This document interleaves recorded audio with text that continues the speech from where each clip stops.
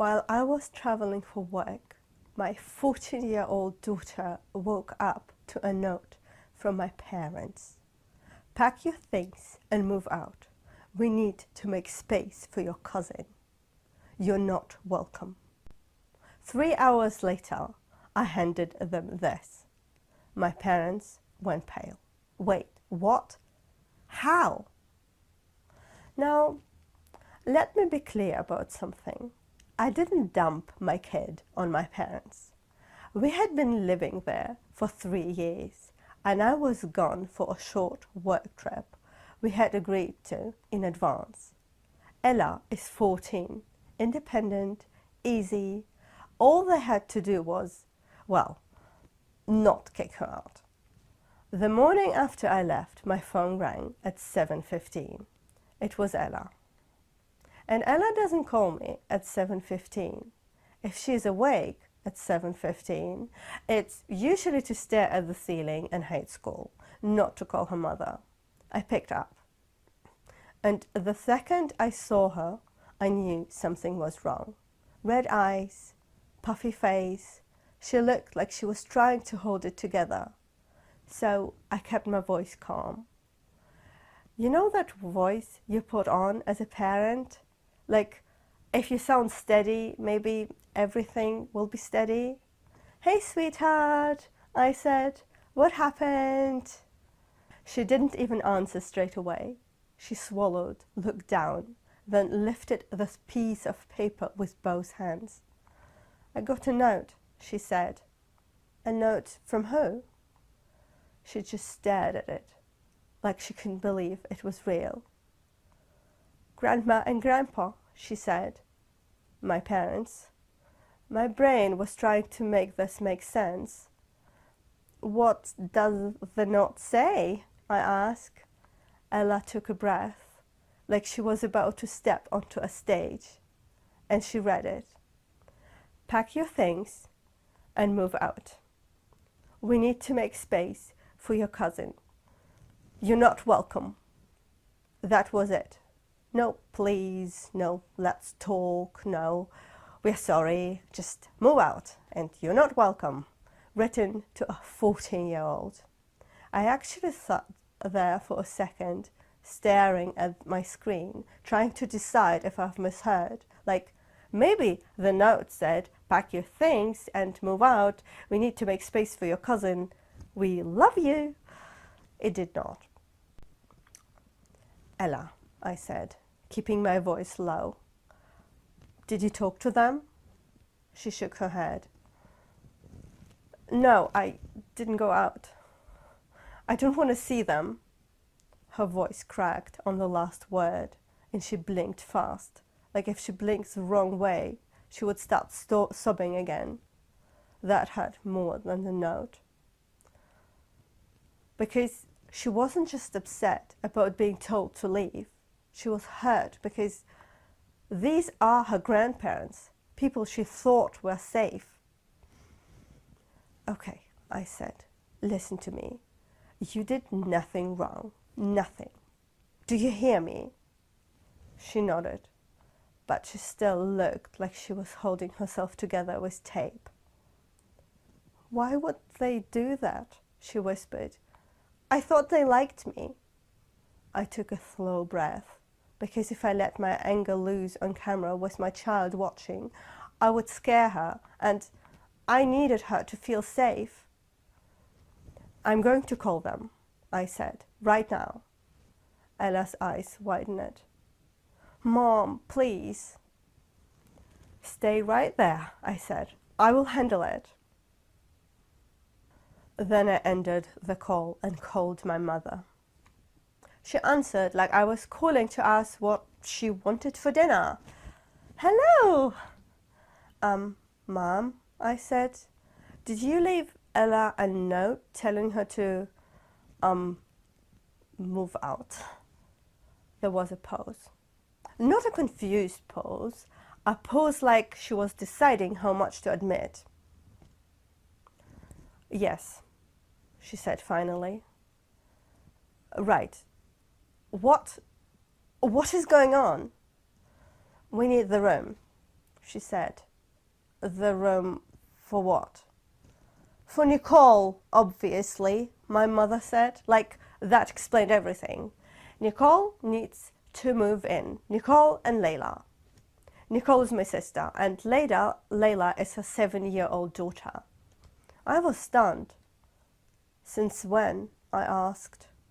She had an emergency, my mother said. What emergency? She had a fight with Justin, my mother said, and she needs space. Justin is Nicole's husband, Layla's father. And you decided the solution was to throw my daughter out. I mean, where is she supposed to go? My mother sounded irritated now, like I was the one making it difficult. She can go to her father, she said. Ryan, my ex. My parents knew exactly how uninvolved he was. They knew that Ella wouldn't want to stay with him. They knew it would upset her. They knew it would actually scare her. And my mother said it like she was suggesting a fun weekend activity. I could feel my hands shaking. You're telling my child she isn't welcome, I said, because Nicole wants the room, and your solution is to send her to Ryan. My mother snapped. Listen, don't make this into a big drama. Then she added, like she has been saving it up, and she has been rude. She doesn't listen. I asked her to do dishes, and she loaded the dishwasher completely wrong. Cups full of water, bowls facing the wrong way, the pan still greasy. I had to redo the whole thing. I blinked. That's what it is, I said. A dishwasher. It's the attitude, my mother said quickly. And we need the room.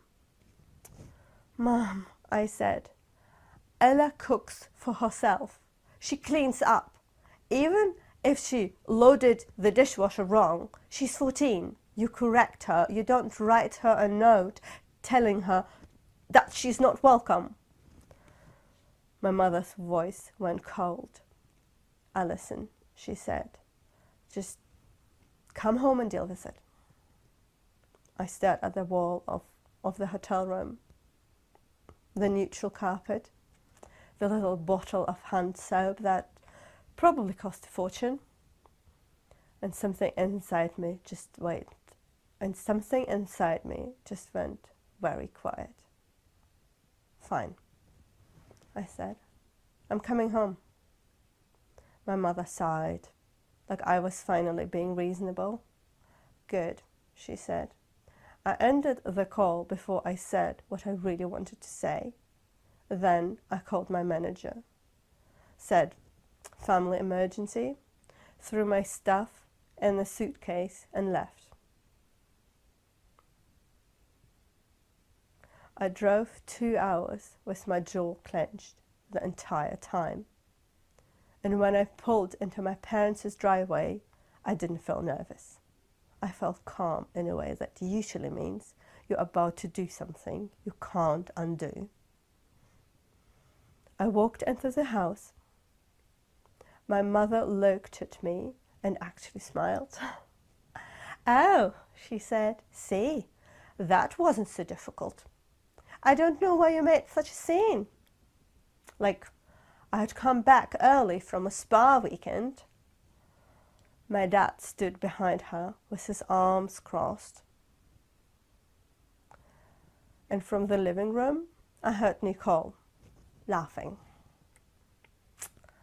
They didn't know it yet, but an hour later, I was about to hand them something, and their lives would never be the same again. But we will come to that.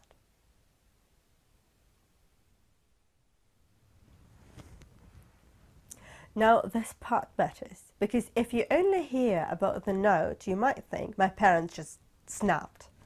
They did not snap. This was a pattern. The note was just the loudest version of it. Nicole and I grew up in the same house, with the same parents, but it honestly felt like two completely different childhoods. Nicole cried. My parents rushed in like there was a fire. I cried. I got told to stop making a scene.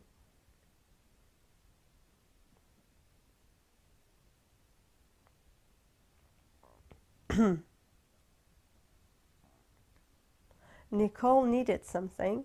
It was urgent. I needed something. It was figure it out. Then I turned 18. My parents didn't kick me out aggressively. It was more like they couldn't wait for me to go. You're an adult now, they said. Time to stand on your own. So I did. I worked, I saved, and I tried to build a life. Nicole went to college later, and suddenly my parents had endless energy for parenting again. They were involved, they were supportive, they helped her with everything, like they enjoyed it. And I remember thinking, oh, so they have this in them, just not for me. Then I married Ryan. I'm not going to get into that all here. Let's just say 3 years ago I had to leave him in a hurry. I had Ella with me and I had nowhere else to go. So I asked my parents if I could stay with them. My parents acted like I had asked for a mansion. We don't have space, my mum said. My dad did that long sigh thing, like I was the one causing problem. When I tried to explain why I needed to leave, my mum looked at me like she didn't believe me. You were with him for 12 years, she said, so why now? Then she said, if it was really that bad, you would have left him earlier. That one hit. Because I wasn't asking for a debate. I was asking for my parents to be, well, my parents. In the end, they agreed. But it came with conditions. They owed the house outright, no mortgage. But at some point, they had taken equity out on it, a loan against the house. And once I moved in, suddenly I had to contribute. Half the equity payment, utilities, groceries, all of it. Plus, I became the default house helper. Deep cleans, scrubbing, organizing. My mom loves deep cleans. The kind that never ends. The kind where you finish one room and she points to the other like, you have signed up for a never-ending cleaning torment. And she would say the same line every time. You're an adult living with your parents. You have to compensate. Nicole, meanwhile, could have one normal argument with Justin, and my parents will roll out the red carpet. This happened before I even left Ryan. Nicole had a fight with Justin, nothing dangerous, just a relationship fight. She showed up with a bag. My parents acted like she was arriving for a holiday. Fresh sheets, snacks, sympathy, no lectures, no bills. Nicole never paid. Nicole never deep cleaned the attic. Nicole never had to compensate. She just existed and they were happy about it. Nicole and Justin had Layla, and the favorism carried right down to the next generation. Layla was the favorite granddaughter. Ella was just tolerated. Ella felt it. Kids always feel it. Now, here's the part I didn't know until recently. 2 weeks ago, before the note, my mom asked me to do a deep clean in the attic because, of course, she did. So I went up there with a trash bag and a box and my usual attitude of, if I do this, maybe everyone stays calm. I found old photos, other stuff, and a folder buried under papers. I opened it because I assumed it was some tax stuff or some old house documents, something boring, and it was not boring. I saw my grandmother's legal name on top. My grandmother has died 10 years ago. I always believed she left the house to my parents. That was the story, but the documents I held in my hand said something else. They said there was a trust. They said beneficiary. They said Ella. They said that my daughter Ella was the sole beneficiary. I remember standing there in the attic, dusty and frozen, thinking, no, that can't be right. That has to mean something else. So I did what I do, what some things feels too big to hold. I took pictures. I put the papers back.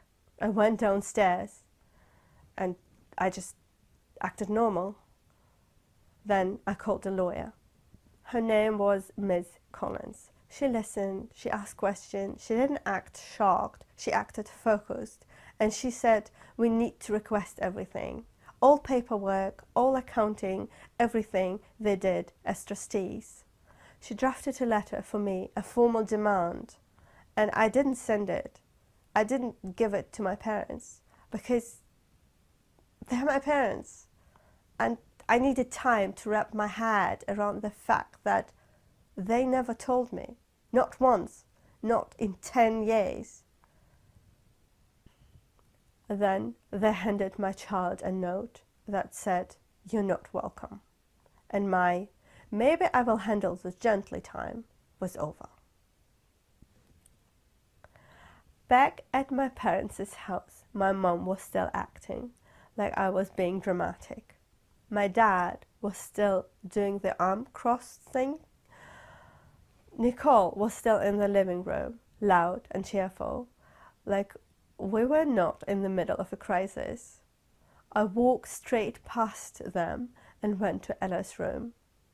Ella opened the door immediately, like she had been listening. Her face fell when she saw me, and then she tried to pull herself together, because she always does that. Mom, she whispered, are they really making me leave?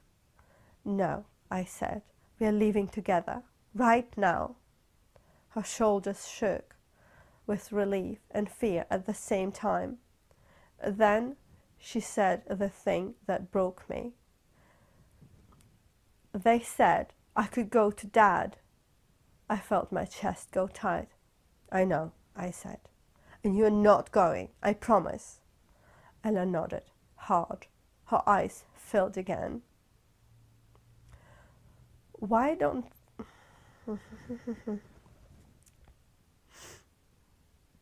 Ella nodded, hard. Her eyes filled up again. Why don't they want me? She asked. I pulled her into a hug. I don't know, I said. But it has nothing to do with you. I helped her pack essentials, just what she needed to feel okay. Clothes, charger, toiletries, her favorite hoodie, the things you grab when your life turns into a suitcase. Then I stood up, took a breath, and walked back into the hallway. My mum looked at the bag in Ella's hand and rolled her eyes. Oh, for goodness sake, she said, stop turning that into production. I didn't argue. I reached into my own bag and pulled out an envelope. It was a letter from Miss Collins. And then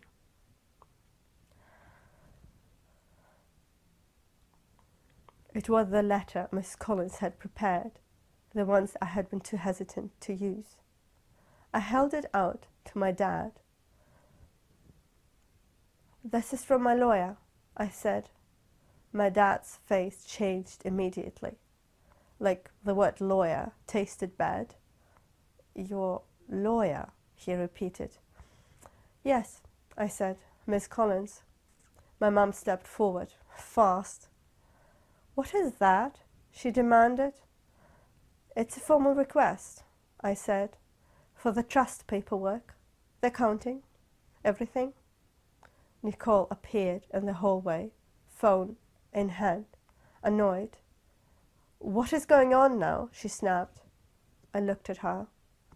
This was the first time she looked even slightly nervous. My dad opened the envelope.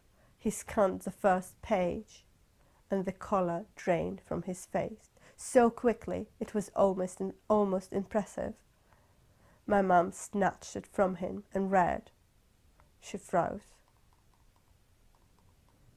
Nicole leaned in. What is it? She said. Sharper now.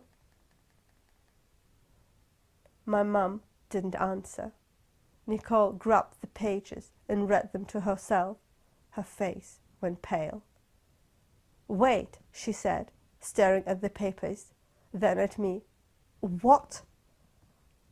Then quietly, like she genuinely could not understand how the ground under her feet had shifted. How? I didn't explain. Not there, not in front of my child, because Ella was behind me with her bag, watching the adults in her life fall apart. I took Ella's hand. We are leaving, I said. My mum's voice jumped up into shouting. My dad started yelling too. Nicole stood there, still pale, like someone had unplugged her.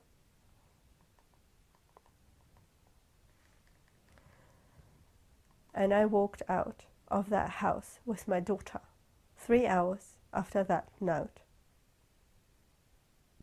That day, we stayed with my friend Erica. Erica's been in my life for a long time. She's safe. Ella knows her. She didn't grill us. She just let us come in, breathe, and get through the night. My phone did not stop buzzing.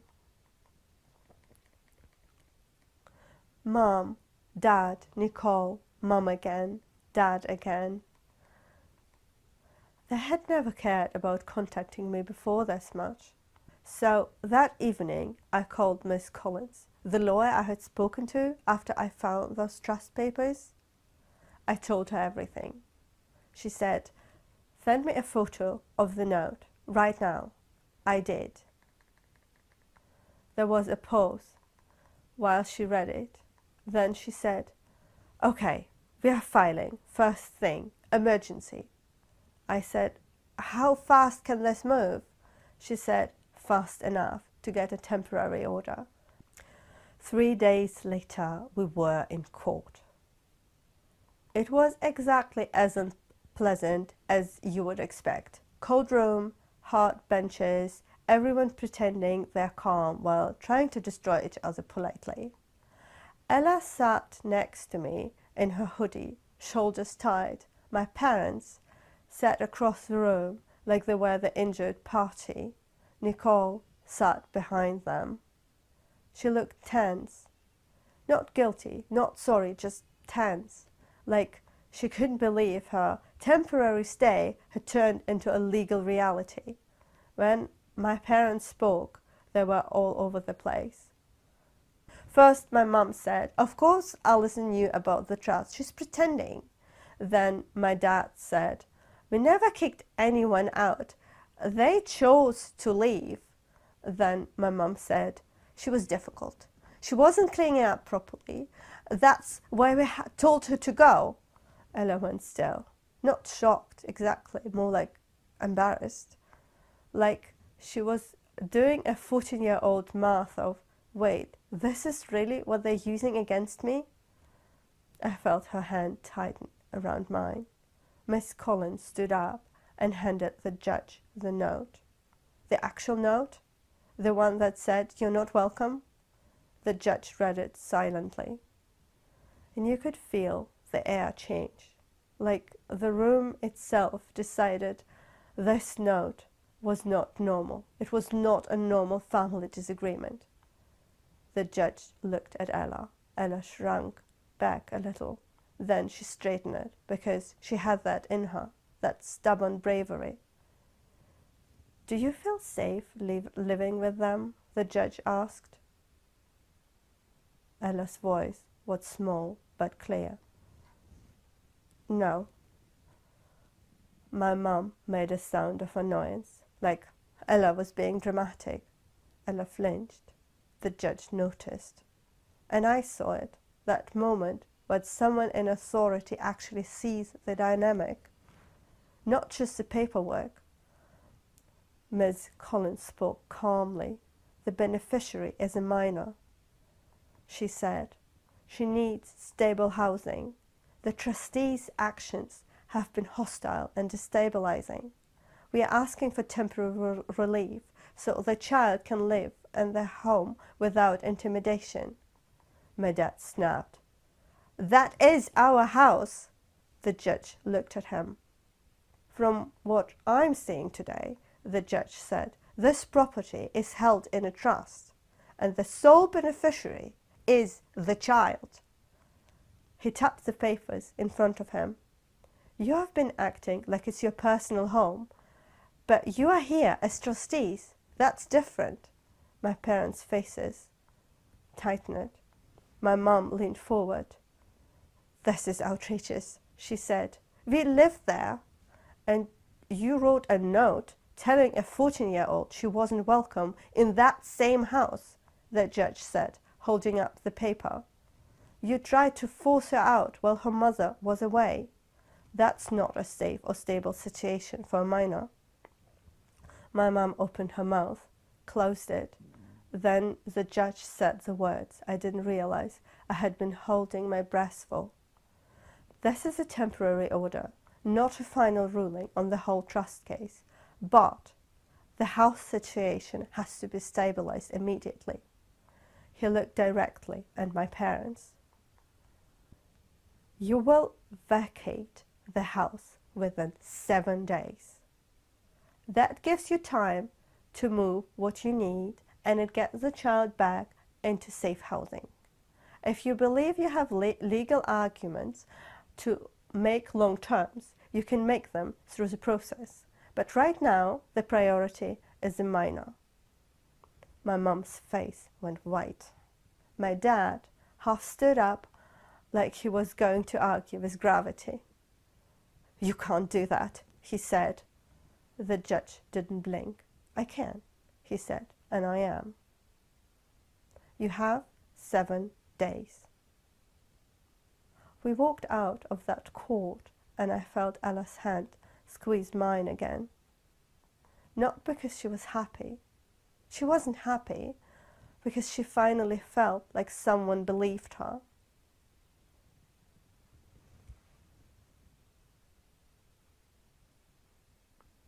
My parents moved out fast.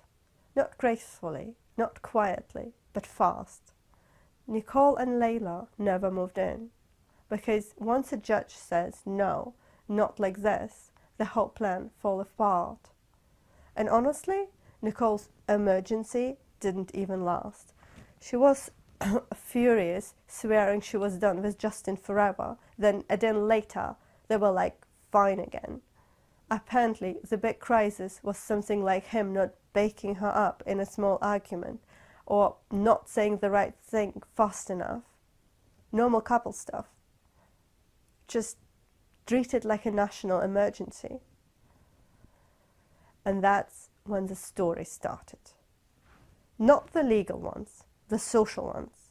Because when my parents couldn't control the house anymore, they tried to control the narrative. Flying monkeys showed up almost immediately. People I barely speak to, relatives I see once in a blue moon, they would call and start with, I'm just worried. In that tone, that means I already picked a side. Your parents are devastated. At first, I stayed quiet because I didn't want it to turn into a public show. Then the rumors hit Ella. That was the line. One afternoon, she came home from school, shut her bedroom door, and didn't come out. I knocked and went in. She was sitting on her bed, staring at the wall, face tight, like she's been holding tears in her throat. What happened? I asked. She swallowed. She swallowed. People were talking, she said. Who? Kids, she said. And their mums. Someone said you kicked grandma and grandpa out. Someone said you're trying to steal their house. And someone said I caused it. Her voice wobbled.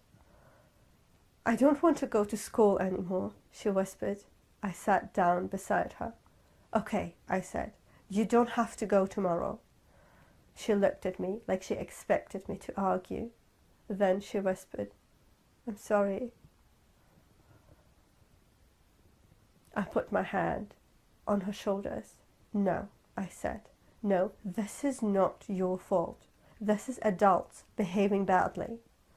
That night, I did two things. First, I called the school and removed my parents from every contact list and permission form, every emergency detail, everything. Second, I sat down at the table, opened my banking app, and stopped paying everything I had been paying before. The equity payment, utilities, anything connected to them. Click, done. Click, done. It wasn't petty, it was reality. If you throw my child out, you do not get my money. Then I went to bed and stared at the ceiling and tried not to cry. Because even when your parents are wrong, it still hurts to admit they will never be what you needed. The smear campaign got louder, so I did something I never wanted to do. I told the truth, publicly, but only the part that mattered. I posted a short statement, not long run, no insults. I said my parents wrote my 14-year-old daughter a note telling her to move out while I was away, at work. And I posted a photo of that note. That was it. People read it, and suddenly the Alison's a cruel daughter story got very quiet. Because it's hard to defend a note that says you're not welcome to a child. Some of the same people who had judged me messaged me privately to apologize. Some didn't. That's fine.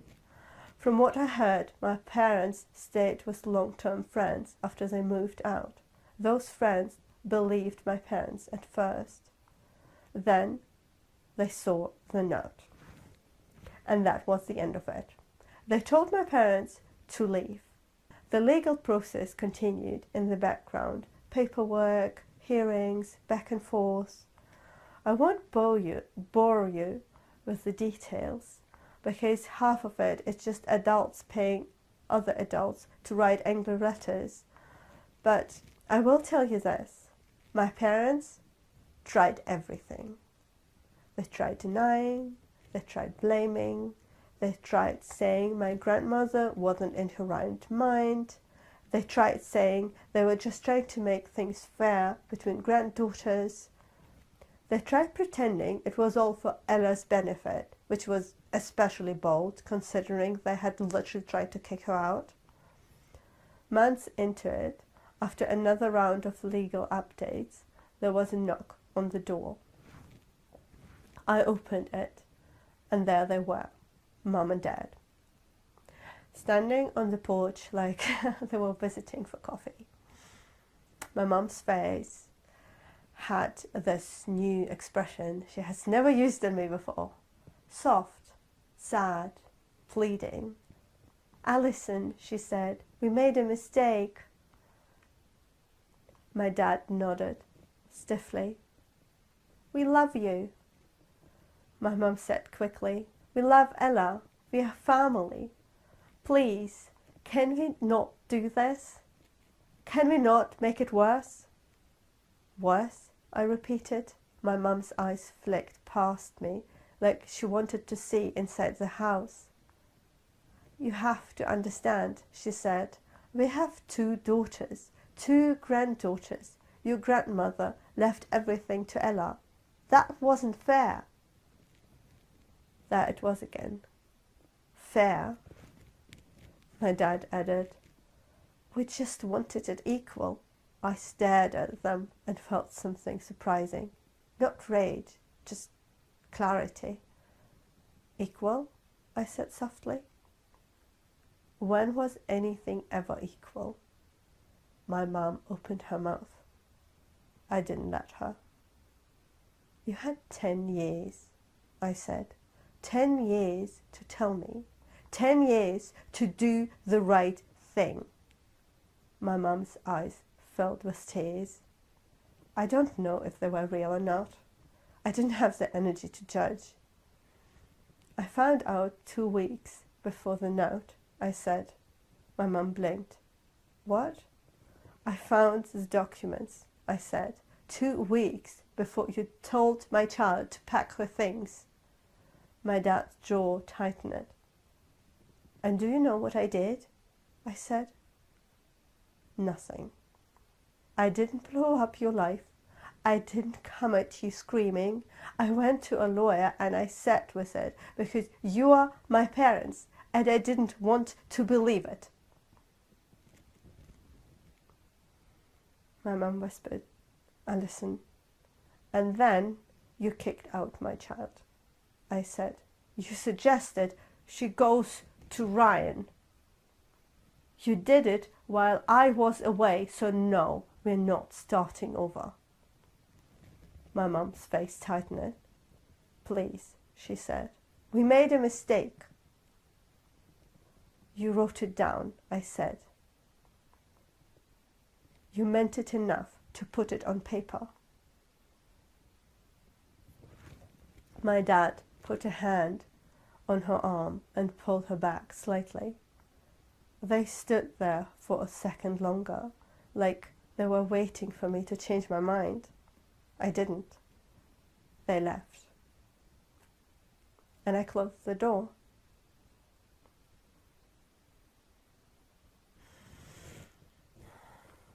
About a year later, it's over. Not emotionally, not in my head, but on paper. All the hearings, all the paperwork, all the arguing, done. Ella and I are in the house now, not visiting, not temporarily, not paying anyone for the privilege of breathing in our own living room. It's just home, our home. I'm no contact with my parents, completely. No calls, no texts, nothing. And I don't take a break from it on holidays. I don't do check-ins. I don't do just one message. I barely talk to Nicole either. She still says she didn't know anything. And maybe she didn't. I honestly go back and forth on that. Because she still talks to mom and dad. She still drops little lines like, they're still our parents, like that is supposed to settle it. And I just nod. And I keep distance. Ella is the biggest change. She's lighter now. Not in a loud, jumpy way. In a quiet way. Like she finally believes she is allowed to take up space. She laughs more. She doesn't flinch when her phone rings. She doesn't brace herself before walking into a room. She doesn't second guess whether she's welcome. So you tell me, was I too harsh because they're my parents? Or did they stop being my parents the moment they tried to throw my child out? Thank you so much. I'm the writer. I have written this story. I hope you enjoyed it. If you would like to support us, check out our Patreon. That really helps us write more stories. I'll see you in the next one.